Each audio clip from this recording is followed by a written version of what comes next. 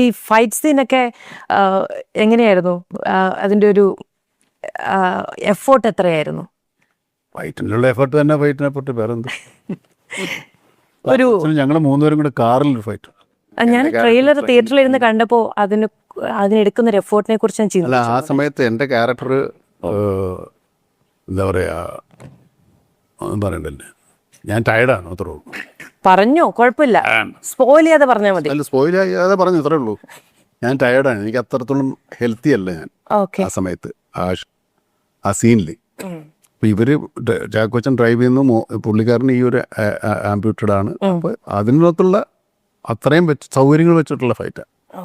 അതൊരു ഭയങ്കര റിസ്കി ഫൈറ്റാണ്, ഓടുന്ന വണ്ടിയില്ല. ഈ ചാക്കോച്ചൻ വരുമ്പോൾ സ്വാഭാവികമായിട്ടും സിനിമയിൽ ഇത്ര റൊമാൻസ് ഉണ്ടാകും എന്നുള്ളത് ആ സോങ്സിനെ കുറിച്ചൊക്കെ പറഞ്ഞു കേട്ടപ്പം ഇത്രയും വലിയ അടിപിടി വെടി പോക്ക പടമാണെങ്കിലും ആ ഒരു മൊമെന്റ് ഉണ്ട് അല്ലേ? അടിപിടി എന്ന് പറഞ്ഞാൽ ഈ വിചാരിക്കുന്ന പോലത്തെ അടിയും പിടിയൊന്നുമില്ല കേട്ടോ. ഫുൾ AK-47 എടുത്തിട്ടുള്ള അടിയും പിടിയുള്ളൂ. AK-47 ഒന്നുമില്ല. AK-47 പിടിയും പോയൊക്കെ നിങ്ങൾ അങ്ങനത്തെ ഒരു ഇതാണ് ഈ കുഴപ്പം. അല്ല, എനിക്കിപ്പോ സിനിമ കണ്ടിട്ട് ഇന്റർവ്യൂ ചെയ്യാൻ പറ്റുമോ? പ്രൊമോഷൻ ഇന്റർവ്യൂ പറയുന്നതല്ലേ ഞാൻ ചോദിക്കുന്നത്, എവിടെയും പറയില്ല. ഞാൻ ഇത്തിരി ക്ഷീണത്തിൽ ഇരിക്കുകയായിരുന്നു എന്നൊക്കെ തൊട്ടും പറഞ്ഞ പിന്നെ ഞാൻ എന്ത് ചെയ്യും? പറയൂ, ചാക്കോച്ചനെങ്കിലും പറയൂ. റൊമാൻസ് ഉണ്ടെന്ന് പറഞ്ഞാൽ നിങ്ങൾ വിചാരിക്കുന്ന കൈൻഡ് ഓഫ് റൊമാൻസ്. ഞാൻ എന്ത് കൈൻഡ് ഓഫ് റൊമാൻസ് ആണ് വിചാരിച്ചത്? ഞാൻ എന്നെ ഇച്ചിരി തോക്കും വെടിയും പുകയൊക്കെ കണ്ടു. അപ്പൊ ഇച്ചിരി റൊമാൻസ്, ഇച്ചിരി വെടി, ഇച്ചിരി പുക. റൊമാൻസ് ഇച്ചിരി വെടിയും പുകയൊക്കെ ഉള്ളു. ആ, ശരി. ഈ ദർശന ജയ ജയ ജയ് ഹോ മോഡൽ ആണോ വെടിയും പുക? സാധുവാണ്.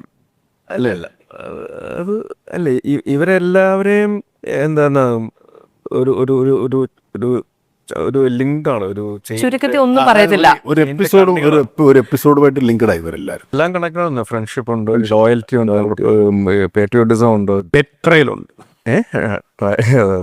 അങ്ങനെ എല്ലാം ഇന്റർലിങ്ക്ഡ് ആണ്. ഈ റിലേഷൻസ് എന്ന് പറയുമ്പോൾ തന്നെ ഈ ഫാദർ സൺ, അല്ലെങ്കിൽ ഫ്രണ്ട്സ്, അല്ലെങ്കിൽ ഹസ്ബൻഡ് ആൻഡ് വൈഫ്, ലവേഴ്സ്, ഇങ്ങനെയുള്ള എല്ലാ കണക്ഷൻസും ഈ പറയുന്ന ഒരു ടെക്നിക്കൽ ആസ്പെക്റ്റിൽ ഇന്റർലിങ്ക്ഡ് ആണ്. അത് വേറെ രീതിയിൽ നമ്മൾ പ്രസന്റ് ചെയ്യുന്നുണ്ട്. ഈ ട്രാഫിക് സിനിമയിൽ അതുപോലെയായിരുന്നു. ഭയങ്കര ത്രില്ലിംഗ് ആയിട്ടുള്ള ഒരു കഥയുടെ ലൈൻ പോകുന്നതിനിടയ്ക്കാണ് ചാക്കോച്ചന്റെ ക്യാരക്ടറിന്റെ ഒരു വളരെ വ്യക്തിപരമായ ഒരു പ്ലോട്ടും കൂടി അതിൽ വളരെ മനോഹരമായിട്ട് വെച്ചത്. കുറച്ചതൊക്കെ ഉണ്ട്. ഓക്കെ, ശരി.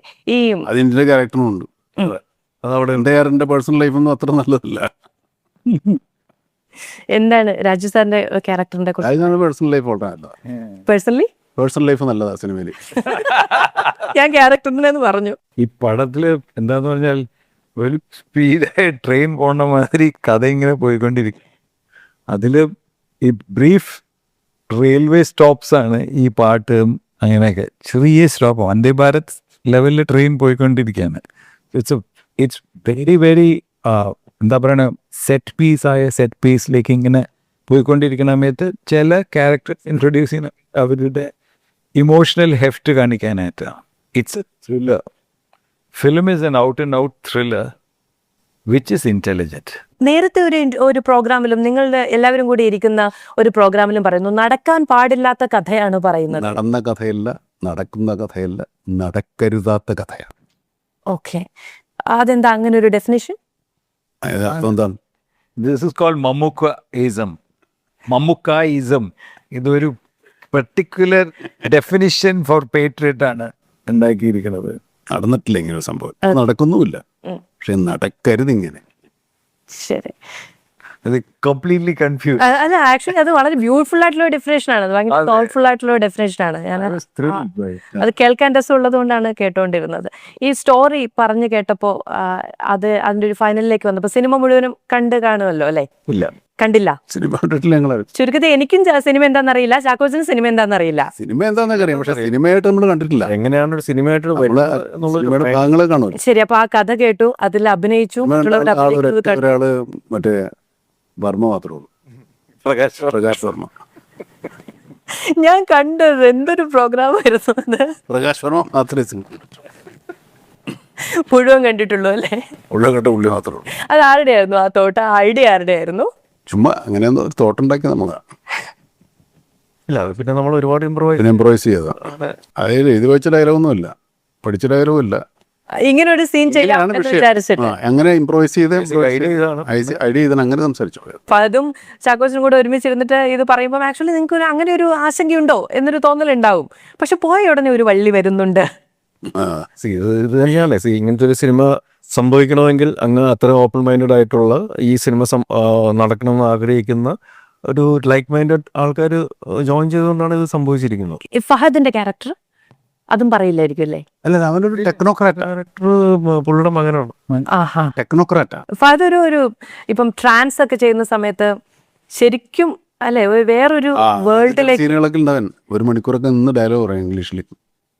1 മണിക്കൂർ ഒരുതരം ഫ്രൻസി ഡയലോഗൊക്കെ ഉണ്ട് ഫഹദിന് ഈ പടത്തില്, ഓക്കെ സിനിമയിൽ ഈ സിനിമയിൽ. അങ്ങനെ ഒരു ക്യാരക്ടർ വന്നപ്പോ തന്നെ ഫഹദ് എന്നുള്ളതാണ്. അതൊക്കെ നേരത്തെ ഉണ്ടെന്നേ. കഥ പറയുമ്പോൾ ഇയാളുടെ മനസ്സിൽ ഇവരൊക്കെ ഉണ്ട്. ഞങ്ങൾക്ക് ഒരു ദിവസം രാവിലെ എഴുന്നേറ്റാ നോർമലി മമ്മൂക്കെ കാണാതെ മോഹൻലാൽ കാണാതെ ഒരു ദിവസം തീരില്ല. ഒരു നല്ല പാട്ടെങ്കിലും കേൾക്കുമ്പോഴെങ്കിലും ഓർക്കും. ഞാൻ ഒരു കാര്യം ചോദിക്കും, പക്ഷെ എന്നെ കളിയാക്കരുത്, കുറച്ച് കരുണയോടെ ഉത്തരം പറയണം. ഞങ്ങൾ വാർത്ത വായിക്കുന്നത് കാണാറുണ്ട്. പിന്നെ വാർത്ത വായിക്കുന്നത് കാണാറുണ്ട്, നിങ്ങളുടെ ചർച്ചകൾ കാണാറുണ്ട്. വാർത്തകൾ അറിയണ്ടേ? നമ്മുടെ രാജ്യത്ത് നടക്കുന്ന കാര്യങ്ങളൊക്കെ നമ്മളെന്താ അറിയാതിരിക്കാൻ വേണ്ടി നമ്മൾ വേറെ ഏതെങ്കിലും ഗ്രഹത്തിൽപ്പെട്ടവരാണ്? അല്ലല്ല, വാർത്തകൾ കാണും, ചർച്ചകളൊക്കെ ചിലപ്പോൾ കാണും. എന്തെങ്കിലും പറയണം തോന്നാറുണ്ടോ?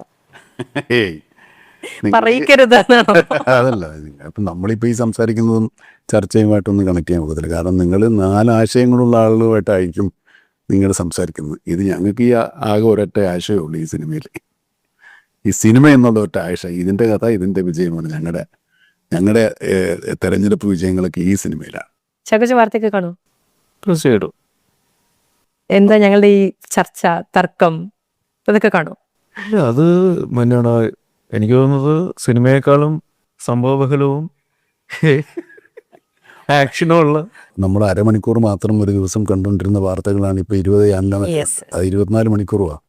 അപ്പോൾ അത്രത്തോളം വാർത്തകൾ ഉണ്ടാവണം. അപ്പോൾ ഒരു വാർത്തകൾ എന്ന് പറയുന്നത് എന്തും വാർത്തയാവുന്നൊരു കാലമാണ്. അതിൻ്റെ ഒരു മത്സരം ഉണ്ടല്ലോ, അതൊക്കെ കാണാനുണ്ട്. ആൾക്കാർ ആസ്വദിക്കും. ഇപ്പോൾ എൻ്റർടൈൻമെൻറ്റ് മാറി, ഇപ്പോൾ ഇൻഫർമേഷൻ അല്ലല്ലോ, ഇപ്പോൾ ഇൻഫോർടൈൻമെൻറ്റ്. ഒറ്റ കാര്യം കൂടെ ചോദിച്ച് അവസാനിപ്പിക്കാം. ഒരുപാട് സിനിമ ചെയ്തല്ലോ, എക്സൈറ്റിംഗ് ആയിട്ട് എന്തെങ്കിലും വേണമല്ലോ ഒരു സിനിമ പുതുതായിട്ട് വരുമ്പോൾ. അപ്പോൾ പോയ വർഷങ്ങളിലൊക്കെ നമുക്കൊരു സിനിമ സെലക്ട് ചെയ്യുമ്പോൾ തന്നെ വാർത്തയാണ്. നമുക്കത് സെലക്ട് ചെയ്യണമെങ്കിൽ അതിലൊരു കാര്യമുണ്ടാവും. കൂടുതൽ എന്തെങ്കിലും ചെയ്യാൻ ഒരു മനുഷ്യന് ആഗ്രഹം വേണമെങ്കിൽ ഇതുവരെ ചെയ്തിട്ടില്ലാത്ത എന്തെങ്കിലും ഒന്ന് ആയിരിക്കണം. അന്ന് ബ്രഹ്മയുഗം വന്നപ്പോൾ അങ്ങനെയായിരുന്നു, പേരൻപ് വന്നപ്പോൾ അങ്ങനെയായിരുന്നു. സിനിമയൊക്കെ ഭയങ്കരമായിട്ട് ഹോണ്ട് ചെയ്ത ചിത്രങ്ങളാണ്, വളരെ വ്യക്തിപരമായി പോലും. എന്താ കുറച്ചും കൂടെ എക്സൈറ്റ് ചെയ്യിക്കുന്ന ഒരു ഘടകം സിനിമയെക്കുറിച്ച് ഇനിയുള്ളത്? ഇനിയും കിടക്കല്ലേ ഇഷ്ടം പോലെ. എന്നാലും എല്ലാ കാര്യങ്ങളും നമുക്ക് എക്സൈറ്റ് ചെയ്യാവുന്ന കഥാപാത്രമാണ്. കഥയുള്ള കഥാപാത്രം മാത്രം ഉണ്ടായപ്പോൾ ആ കഥയ്ക്കും കഥാപാത്രത്തിനും അനുയോജ്യമായ ഒരു സംഭവം സിനിമയിലുണ്ടാവണം. അപ്പോൾ ഒരു പുതിയ സിനിമ വരുന്നു, ഒരു വലിയ ചിത്രം വരുന്നു, അത് നിങ്ങളുടെയൊക്കെ വലിയ സ്വപ്നമാകുന്നു. ഞങ്ങൾ പ്രേക്ഷകരെന്ന നിലയ്ക്ക് വലിയ പ്രതീക്ഷയോടെ കാത്തിരിക്കുന്നു. പുതിയ വലിയ സംഭവങ്ങൾ മലയാളത്തിലേക്ക് വരാൻ കാരണമാകട്ടെ എന്ന് വിചാരിക്കുന്നു. പക്ഷേ ഇതൊരു പ്രശ്നം, എനിക്കൊരു വലിയ പരിഭവമുണ്ട്. എനിക്കൊരു വക്ക് ചോദിക്കാൻ പറ്റില്ല. മമ്മൂട്ടി, മോഹൻലാലും, ഫഹദ് ഫാസിലും ചാക്കോച്ചനും എല്ലാവരും കൂടി ഒരു സിനിമ ചെയ്യുന്നു എന്നതിനപ്പുറത്തെ സിനിമയുടെ പ്ലോട്ട് എന്താണെന്ന് അറിയില്ല. അതുകൊണ്ട് റിലീസ് കഴിഞ്ഞിട്ട് എനിക്ക് കുറച്ചുകൂടി ചോദിക്കാനുള്ളൊരു അവസരം തരണം. ഞങ്ങൾക്ക് കുറച്ചുകൂടെ പറയാനുള്ള അവസരവും തരണം. ഉറപ്പായിട്ടും. അപ്പൊ നമുക്ക് ഒരിക്കൽ കൂടി കാണാം. അപ്പോൾ മെയ് 1-ാം തീയതി ഞങ്ങളുടെ ചെറിയ സംരംഭത്തെ വലുതാക്കാൻ വേണ്ടി നിങ്ങളെ